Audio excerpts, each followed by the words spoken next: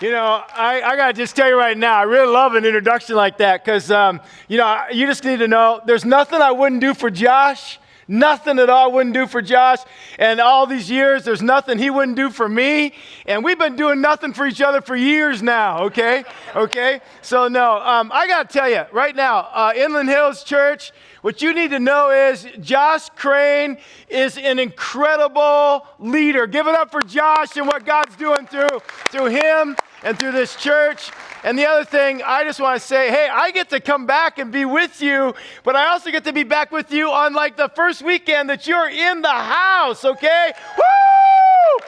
Give it up. But I want to tell you right now, do not want to dismiss at all those of you who are part of each church, because it's so great that you are a part of participating in Inland Hills Church, not so much on campus, but you are continuing to grow with God each and every day. And this has been a stretch, has it not? A huge stretch of time for us as people. I mean, this pandemic, it reminds me of this story, because every time I drive here and I drive by that, I don't know what it is, a monastery, a Buddhist thing. I'm not sure what it is when you drive by, but it reminded me of this story. Can I share this story with you? There was a monastery filled with these monks, and every 10 years, they were allowed to break their vow of silence. So 10 years go by, and this one monk's first chance, he thinks for a second before he gets to say his 2 words that he's allowed to say after 10 years, and he says, "Food bad." And then 10 years go by after that, he gets to say something again, 2 words. He says, "Bed hard." And then it's the big day, a decade later, 30 years have gone by. He looks at the head monk and he stares at him and he says, "I quit." And the head monk says, "I'm not surprised. All you've done is complain since you've been here." And I know if you're like me, it's been easy to complain. It's been easy to complain in this stretch that we've been in now, seemingly for almost an entire year. And I just want to say to you today that I hope if there's even been a little tinge of that, a little bit of some sort of consternation, criticism, dissonance, turmoil, tension, discouragement, depression that's gone on in you. Maybe it's been directed toward the government. Maybe it's been directed toward another person, an employer, maybe a family member, maybe just life in general. Then I want to just ask you right now, those of you who are in the house, but those of you who are on eChurch, I want to ask you right now that you would really lock in and listen. Let me tell you a story. This is true. I was in college, and I'm not sure what year it was in the 4 years I was in, but I wrestled in college. I was a Division I athlete. For those of you who don't understand Division I, that'd be like USC or UCLA football. Okay, that's Division I. And even though I was Division I wrestling, our school, it was still like a minor sport. We didn't travel like, football teams would or basketball teams in chartered airplanes. We traveled by team van. Now, you got to understand, this is back in the day, okay? And our coach's deluxe van that had been converted, okay? Now, for some of you who don't know this, in those days, a van conversion meant shag carpet, okay? Captain seats, okay? Wood paneled interior, and then get this. My coach's van was a special van because he had an 8-track player. Some of you don't even know what that is, man. High fidelity, okay? Anyway, we're traveling from Milwaukee, Wisconsin to the Upper Peninsula of Michigan, where Northern Michigan University is located. Now, I know most of you here are from California, and you have no idea where that's at in the United States of America. Californians are so flippin' geographically challenged. I mean, when somebody says they're from back east, you just assume that means Vegas, because nothing is east of Vegas, right? Right? That's just the way it is, okay? Anyway, just on this drive, there's tons of forests and woodlands. I mean, this is real country, okay? So we're driving along in our coach's van. I'm in the front seat because I sort of get car sick. And it's like 11 o'clock at night, and I'm dozing off. And you know when you're riding down the road and you're kind of almost asleep, and I'm dozing, And all of a sudden, I hear my coach yell out, "Oh my God!" And then almost simultaneously, there's like this big thud, which rocketed me out of my seat. I hit the dash, van skidded sideways. I'm in that little spot between where the co-pilot and that van conversion.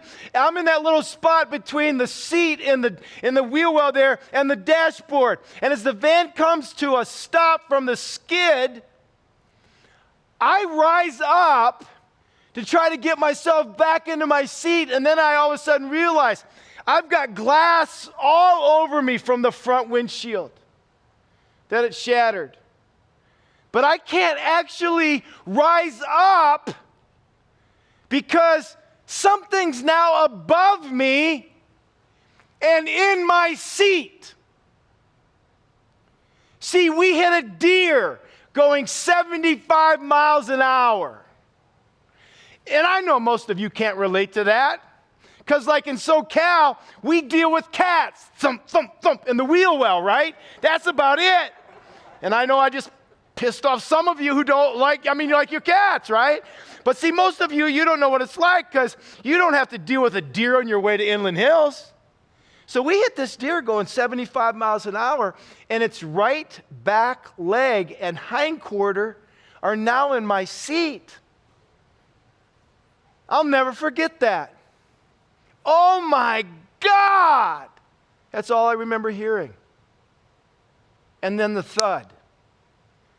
Didn't even see it coming. And sometimes when all hell breaks loose, when the suffering hits, when the trials start, you don't see it coming. Like kids at home, 5 days a week going to online school. Oh my God, didn't see that coming. Working from home 24/7 and being a teacher to my kids while I'm trying to conduct business. Oh my God, didn't see that coming. Wearing a mask. Everywhere I go, even to church. Oh my God, didn't see that coming. And if that's not worse enough, it's like one person I know, she had an elderly parent. This is just 2 to 3 months ago. Her mom got sick. Next thing you know, in a week, her mom's dead. COVID. OMG. She didn't see that coming. You talk about suffering. Another gentleman I know happens to be a pastor. His wife just was ill, seemed to be kind of a common, ordinary cold. He dropped her off at the front door of the hospital. She waved, blew him a kiss. She mouthed the words, "I love you," because he couldn't go in. 9 days later, never seeing her face to face or holding her hand ever again, she died. COVID. Oh my God, he didn't see that coming. You talk about suffering. You talk about testing. You talk about a trial. Or a couple I know who recently just broke up, and it wasn't something that either one of them was really expecting. And I asked him in counseling, well, what happened? He said, well, we weren't doing all that well prior to the pandemic. And now, because of the blasted pandemic, things got worse. So we just decided to go our separate ways. And I know him well. Oh my God, didn't see that coming. And presently, because I know both of them, they're both suffering. My own 2 adult kids, one's 36, one's 34, both married, both have kids. Both lost their jobs, their income. For one of them, the loss severely crippled her business, and the other one still hasn't gone back to work. Oh my God. I mean, do I need to go on? Or I know of folks in this past year, they had a consultation with a doctor, and they were told, the tests don't look good. We think it's cancer. But what was worse is they couldn't even get the care that they needed because of the COVID restrictions. See, these days, these months, suffering, testing, trials, life is filled with a lot of unexpected circumstances and pain and sorrow and turmoil and tension that just catch us off guard. Some that lay us flat on our back. Nobody plans to have an accident like Tiger Woods. Like in 2 weeks, I'm going to have an accident in that corner. No, they just come in unexpectedly. Now, let me just say what I'm not going to do today, okay? Let me tell you what I'm not going to do. For those of you in the house today, those of you online, what I'm not going to do is I'm not going to tell you that your situation is not a big deal. Because see, I mean, have you ever heard that? Have you ever heard anybody ever say to you, well, you know, it's not a big deal. Oh, you lost your job. Well, you'll get another one. It's not a big deal. Have you ever noticed that when it's happening in your life, it's not a big deal, but when it's happening in their life, it's a big deal? Have you ever noticed that? I mean, like a friend of mine is having knee replacement surgery on March 9th, just a couple of days from now. And I had 2 knee replacements done 2 years ago. I'm not going to tell him it's no big deal, because you ought to see what it's like to have 2. Because one of the things I learned with my 2 adult children and the loss of their jobs, it's a big deal. It's still a big deal. Almost 12 months from when it all happened. When you encounter those OMG moments of life where testing and trials and turmoil result, you go through these stages. I've seen it throughout the course of people's lives over this past year. People who've lost loved ones, lost health, lost jobs. I mean, their kids are home. Their jobs are altogether different. I've seen it. They start off in denial. Like when my kids were first informed, one was furloughed, one couldn't have her salon business open. The first response was, this can't really be happening to me. I was actually thinking that as a dad. Well, don't worry. I kept saying to him, you know, just in a couple of weeks now, and maybe a month of the outside, it'll all be different. And then when it wasn't different, you go to stage 2, and stage 2 is anger. Can I just see a show of hands? Show of hands right now, online. Put in the chat. Right now, online, put in the chat if you felt this way. How many of you here have ever felt a little bit of anger over this past year? Raise your hands. Put in anger. Put anger in the chat right now. Put anger in the chat if you felt angry, okay? Because once you realize that your salon isn't going to open and can't open, the anger, I remember for my oldest daughter, first wasn't directed at anybody in particular, and then it became directed toward the governor. And that's what we've seen in this pandemic. And then you go, it's not uncommon for people right now to take out their anger on a family member or a friend or a sibling or a spouse, which is why you talk to people in the know, and abuse and home rage is at an all-time high. And then after anger, the next thing is bargaining.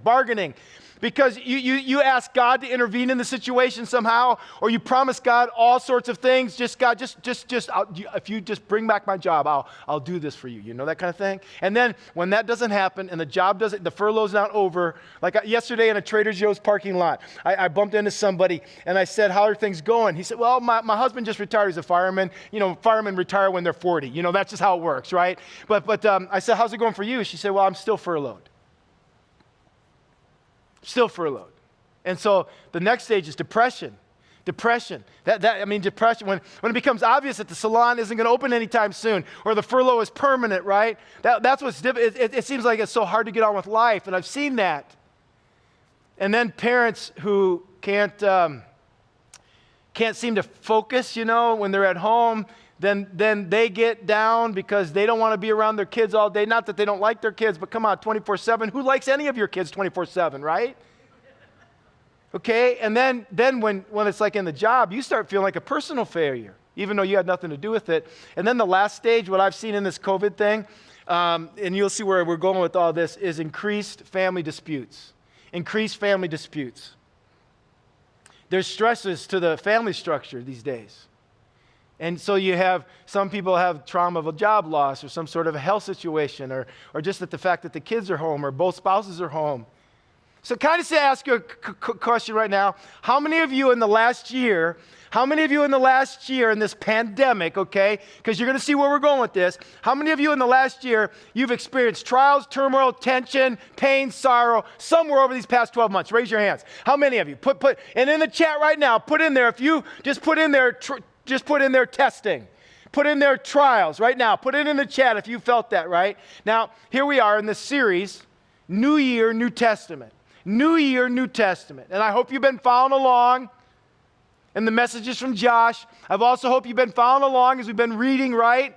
And this week's reading, in fact, if you have a Bible right now, would you pull it out? If you have a Bible right now, would you pull it out? Okay, maybe it's on your electronic device, your phone, pull it out. I just want you to pull it out because I want you to see one of the books, okay? For those of you online, but right now you're watching and you're somewhere where you're seated, okay, in the comfort maybe of your own home, I don't know. Take out a Bible right now. Take out a Bible right now. Because this week's reading put us right smack in the middle of 1 Peter, 2 Peter, Jude, and then the Gospel of John. Now, we're going to conclude the series next week. We're going to conclude it. Don't miss next week, okay? But today what I'd like to do is I'd like to primarily camp out on the book of 1 Peter. So turn to the book of 1 Peter.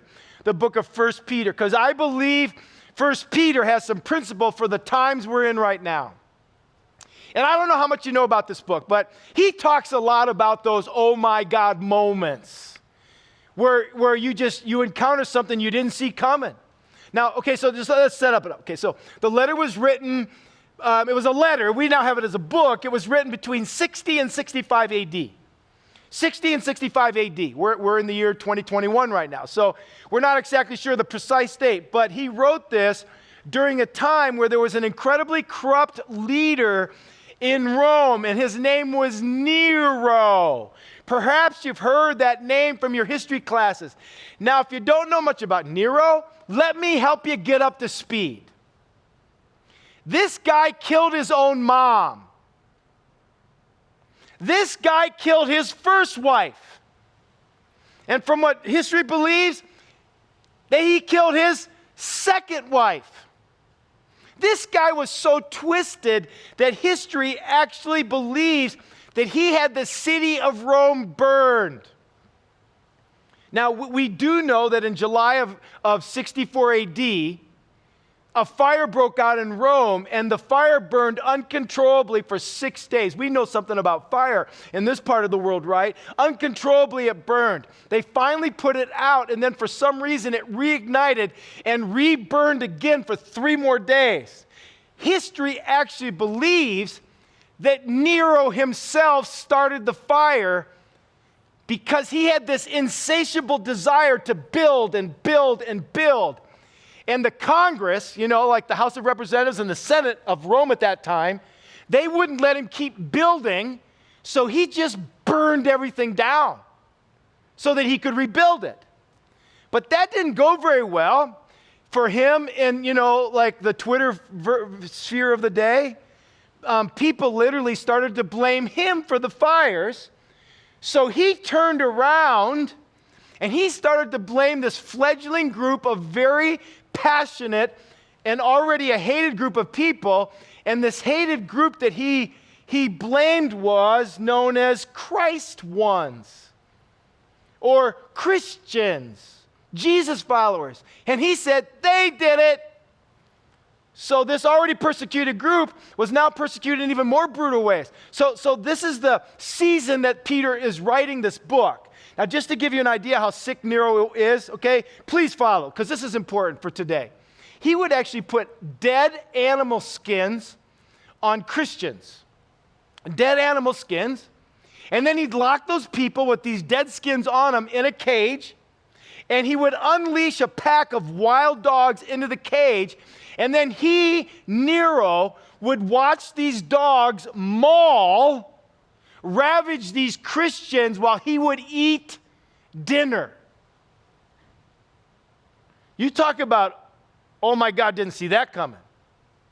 He would take Christians, people like us in that day, and he would dip Christians in hot wax, and then he would put them literally with their arms around the trunk of a tree, tying their arms around the trunk of a tree.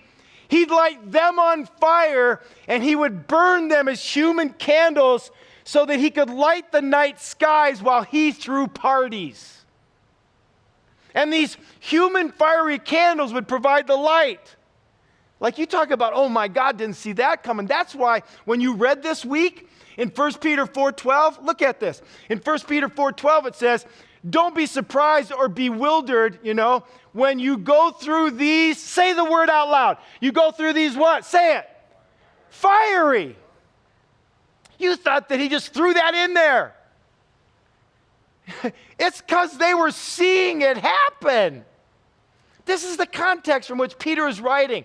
And today, what's sad for Christians, even some in this state, we feel like we're suffering all because we have to wear this.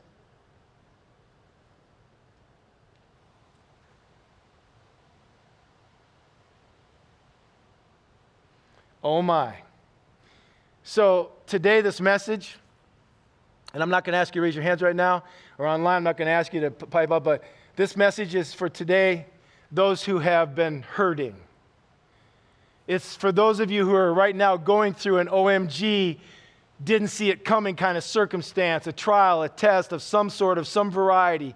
Because when you're encountering pain or turmoil or tension or sorrow, and that could be from the loss of a job or some sort of financial tension or marital or family strife, health issues, the list goes on and on and on. It could be an emotional turbulence, an addiction or a substance abuse, maybe yours or a loved one. If you're experiencing any sort of difficulty or problem or circumstance right now, I'm telling you, this message is for you. But there's another group of people this message is for. It's for those of you here today who will one day encounter one of those. Because life is a mixture of both pleasure and pain, victory and defeat, success and failure. So some things from the book of Peter that maybe you didn't notice when you read it this week, that I think provide perspective for us who aren't getting dead animal skins attached, or we're not being used as human candles. Some perspective for us today who are hurting. Number one, the first thing Peter would say is remember in those OMG moments of suffering, trials, and tests, they are inescapable and unavoidable. They are inescapable and unavoidable. They're going to happen, so you might as well count on them. Here's the truth right now. For those of you online, e-church, those of you in the house today, let me just tell you something. I want to give you some encouragement. The truth is this: you either are going into a test this next week, or you're in one right now, or you just got out of one. Isn't that encouraging? So look at what 1 Peter 1, 6, and 7 says. At the present you may be temporarily harassed by all kinds of trials. This is no accident. It's no accident. So the principle from Peter that we need to embrace in 2021 is this. It's not a matter of if. The principle is this. It's not a matter of if there will be pain or sorrow. It's a matter of when. Here's the truth. Crap happens. One right after another sometimes. After every mountaintop, there is a valley. Jesus was quite direct about it. In the book of John, he says it this way: in the world you will have troubles, not might. You will have trouble. It's not a matter of if, it's when it's going to happen. You're going to have difficulty, disappointment, discouragement. All hell will break loose. The bottom will drop out. There will be times of sickness and sorrow and suffering. There will be times of frustration and failure and fatigue. It's going to happen. It's a normal part of life. It's not an accident. Number two, perspective from Peter. Just to remember here in a 2021, sort of world. Second of all, oh my God, moments of suffering, trials, and testing, they are random and arbitrary. They are random and arbitrary. I don't know if you picked that up from your reading this week. You can't plan them. You can't schedule them. They are unexpected. They usually come at the worst possible time when you're unprepared.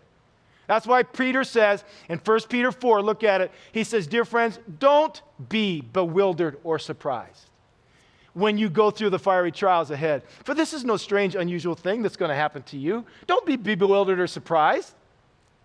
How many of you here, show of hands, how many of you, church, put this in the chat.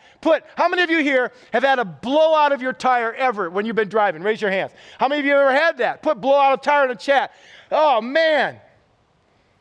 Does a blowout of a tire ever happen at a good time? No. It just happens. Here's the principle from Peter. You can't plan pain and sorrow. You can't plan it. Have you noticed how easy it is for a good day to become a bad day?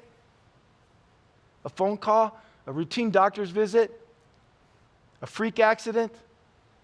Oh my God, occurrences just happen. And then the third thing, for those of you e-church, those of you in the house today, that Peter would want to just give us perspective on in a 2021 United States culture. Number 3 is, oh my God, moments of suffering, trials, and testing, they're unbiased and unprejudiced. Can I just say this right now to you?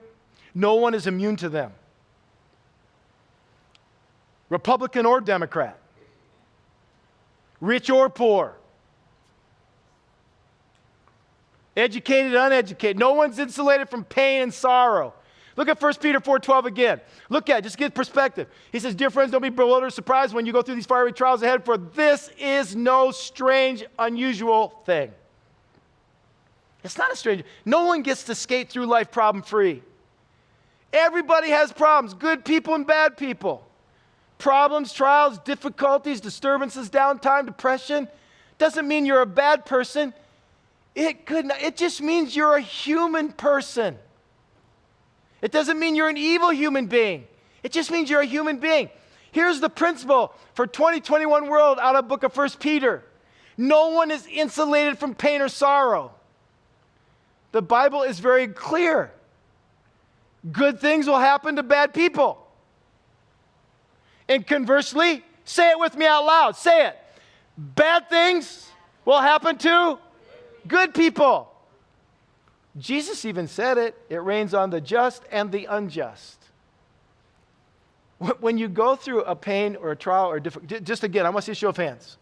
How many of you in this past year, whether it was COVID related or not, pandemic problem or not, how many of you in this past year, you've had some sort of painful crisis occurrence in your life? Raise your hands. I want to just see who I'm talking to. Okay, great. Just want to make this clear right now. You know, our first reaction, and mine too, when we're as a human being, our first reaction is, why me? But you know what we should always ask from here on out? Why not me? Do we really think we should be exempt from all the problems that everybody else has to go through? Do we think we should be the only one in the universe who has never really had a tragedy or loss? Peter is saying it's no strange or unusual thing. Oh my God, moments in life that you didn't see coming. They happen to even good people, Christian people, disasters, tragedies. And then number 4, the fourth thing, just by way of perspective, just got to get perspective on this because this is important. He says, oh my God, moments of suffering, trials, and testing, they're momentary, short-lived, and short-term. Now, I want to just give some clarity here, okay? In the moment, they may seem overwhelming and all-encompassing, right? But the reality is they do have an end to them, that they don't last. And I put 2 different versions of the English Bible here so you can see it, because you read it, 1 Peter 1:6, in 2 different versions. Look what it says. It says, there is a wonderful joy ahead, even though the going is rough for a while. For a while down here. And then another version of the same passage, it says it this way, at present you may be temporarily harassed by all kinds of trials. Temporarily harassed for a while down here. Now, here's the implication. And I don't want to seem too calloused, but what he's trying, remember who he's communicating to. People who are having to wear dead animal skins and being mauled by wild dogs. People who are being lit up as human candles to light the night sky of the Roman horizon while people have parties. You know what he's trying to get across is for a Christ one, a Christ follower, a Jesus believer. Peter basically says, even though you've been mauled by dogs or you're being lit on fire, the pain is temporary because once you die, you'll be with Jesus. You're lit as a human candle right now, and that's evil. That happened to your mom. That happened to your dad. That happened to your brother or sister. But we share in the suffering of Jesus. We share in the suffering, but we also share in the eternal glory It's like a tunnel, friends. There's a beginning and an end. You go through the tunnel of pain, trauma, turmoil, tension, right? And eventually you're out the other side. Look at 1 Peter 1:6 again. I just want you to see this. Can you go back a slide, a couple slides? Yeah, right there. So there's a wonderful joy ahead, even though the going is rough for a while. So here, there is a wonderful joy ahead. There's wonderful joy ahead. What's he talking about? He's talking about heaven. Here's the principle. Here's the principle. The principle is this. In view of eternity, earthly struggles, they're short-lived. They're short-lived. And there's no problem days in heaven, no dark days in heaven. And if you know Jesus, even if it sucks right now, there is a day coming where it will never suck again. So he says, don't get discouraged. Don't get down. Because after 80, 90, 60, 70 years here, that's insignificant compared to the thousands upon millions of years for all of eternity if you know Jesus. Let me give you another passage. I know it's not 1 Peter, but just to show you 2 Corinthians, it says our troubles are short-lived. And there is an eternal glory which outweighs them all. They don't last. They're short. But he says there's an eternal glory. So here it is, folks. In 2021, United States, Southern California world. And it seems like those of us on the West Coast, those of us in the East Coast, because I represent church planters on the East, who it really sucks for. You go to the Wild West of Georgia and South Carolina and Texas, it's like, COVID, what's that? You go to Southern California, you go to the eastern side of Pennsylvania, you go to New York. Here's what he would say to us. Peter reminds us of this. He reminds us that pain can be productive and purposeful. God has a reason for allowing this into our lives. He's got a reason behind it. Let's go back to 1 Peter, because I want this in your heads. 1 Peter 1:6-7. Look what it says. At the present, you may be temporarily harassed by all kinds of trials. Temporarily. They're not going to last forever, so I just want to make sure that's clear. Because I know what's happening right now. Some of you right now are going through it. You're in the middle of it. Or you just got out of it, and you're experiencing the residue of all the trauma and all the turmoil and all the tension. It says you're temporarily harassed from the problems right now. And for some of you, that's been relational pain. For some of you, that's financial pain. Some of you, it's emotional pain. Some of you, it's health pain. All kinds of pain. But then look what he says next. Look what he says next. And I want everybody, so at present you may be temporarily harassed by all kinds of trials. Now I want you to read out loud. If you're watching on eChurch right now, say this loud. Those of you in the house, I want you to say it loud enough so eChurch can hear it. Say it. All kinds of trials. Now say what's written in yellow. Say it out loud, real loud. What's it say? This is no accident. Say it one more time. What? This is no accident.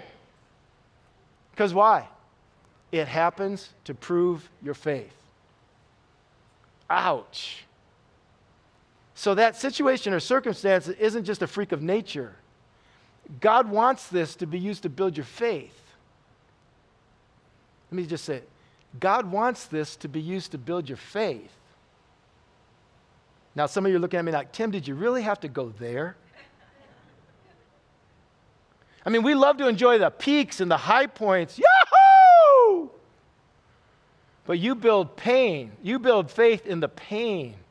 When everything going fine and great, you don't need God.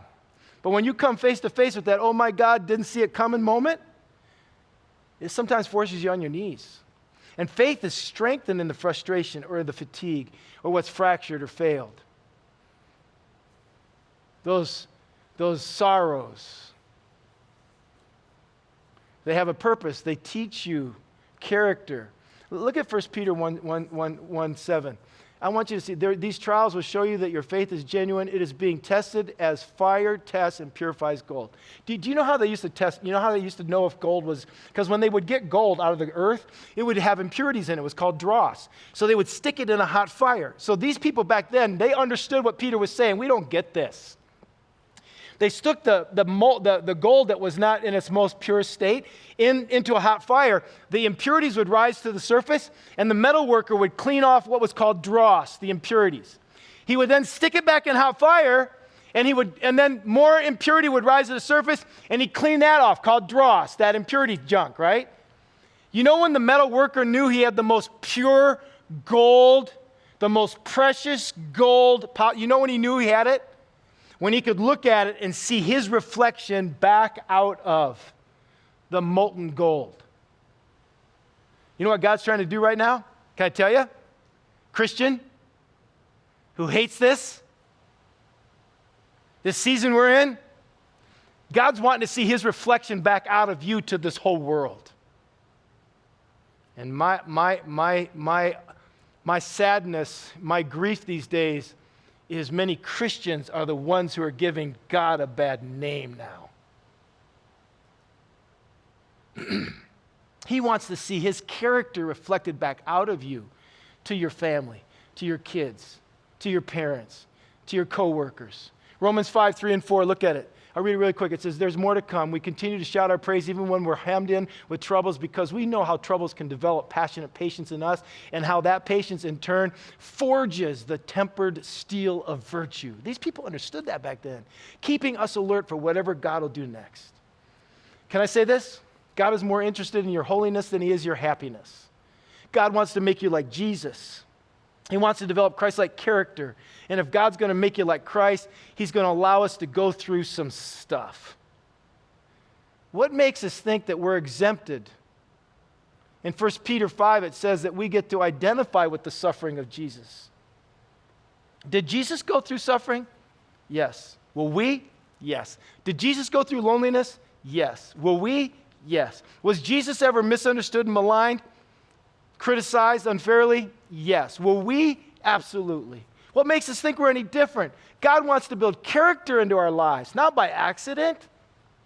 God doesn't cause this kind of crap, but a good God can take something that was intended for evil and he can make it good. So I just want to say this in the last couple moments I have with you. Remember this, discouragement is a choice. Discouragement is a choice. You can choose to look at the negatives, or you can choose to look at the positives. That's what Peter's saying. Look at Christ and what is to come. In 1 Peter, look at it again, verse 4:12. I don't want you to miss this. He says, dear friends, don't be bewildered. How do I choose not to be discouraged? Well, look at Colossians 1:11. Colossians 1:11 says it this way. Colossians 1:11, it says, God will strengthen you with his own great power so that you will not give up when troubles come. I'm telling you right now, human energy runs out. You need a power greater than yourself. Human endurance runs out. You need a power bigger than yourself that you plug into. And I'll tell you right now, God's not trying to make your life comfortable here. He's trying to build character into you here. I thought I'd end this way. My 4-year-old grandson said something about 6 days ago now to his mom that she sent his grandma and grandpa through a text. I want to read it to you because here's what he says. I just want to read this real quick. He says this, okay? He says, Mom, I just really don't like my shadow. It follows me everywhere. And I don't like it. It's just weird, and it's just there all the time. So I don't like my shadow. It's not cool. Well, here's the problem with the pandemic. It's cast some big shadows. And as a result, we don't like it. But can I remind you about something that's not in 1 Peter that the psalmist wrote? Look at Psalm 23:4. Psalm 23:4 says, even though I walk through the valley of the what? Of the valley of the what? Shadow of death. Not the valley of death, the valley of shadow of death. I will fear no evil because you're with me.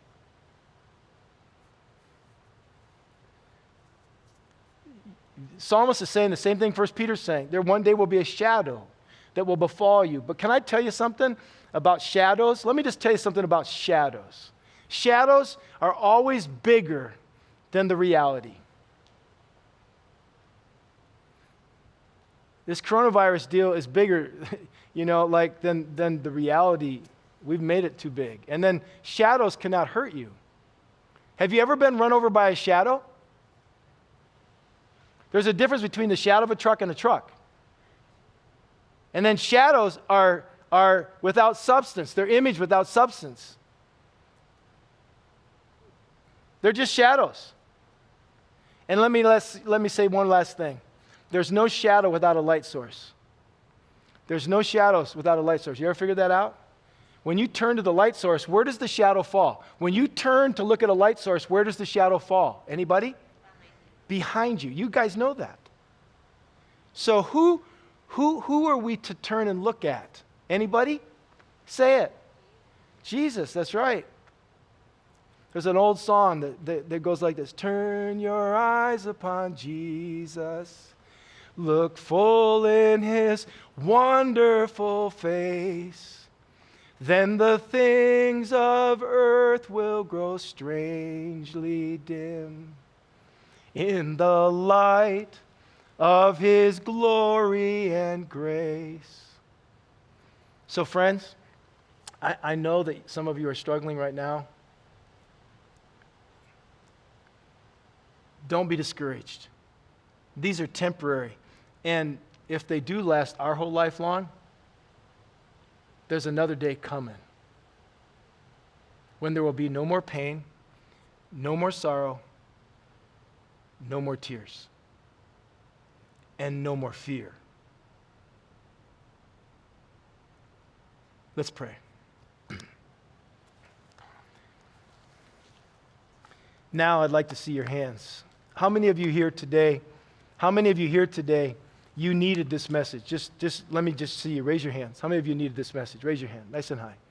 Wow, that's over 80% of this audience. Put your hands down. Online right now in the chat, just put, I needed this. If you needed this message today, right now, put in the chat, needed message. Just put it in the chat. Just put, I needed this message, okay? I want to pray for those of you, your hands were up. I want to pray for you. God, I pray for those right now whose hands are up. My prayer would be that at this very moment that somehow, that I know it's human. We feel emotionally discouragement. We feel emotionally defeat. We feel emotionally depressed. And some of us at this point in the journey, we are fatigued. We are frustrated. And some of us, the truth is, we've sort of failed ourselves because of our responses. So God, my prayer would be that today, for the 80% of hands that went up in the house, and no doubt the 80% of people listening by e-church, my prayer would be is that we would look to the light source. And help us understand that pain can be productive and purposeful. That what we're encountering right now is no accident. It's not caused by you, God, but it's allowed by you, God, so that our faith could be proven. So, Lord, as we walk away from today's message in our e-church experience, as we walk away from this campus, being back on campus again in a building for the first time in many, many, many months, my prayer, my heart would be we would walk away from this message encouraged, redirected, facing toward the light, turning our eyes upon Jesus, looking full into his wonderful face. Then the things of this earth will grow strangely dim as we look into the light of his glory and grace. I ask this now for all of us. In Jesus' name, I pray.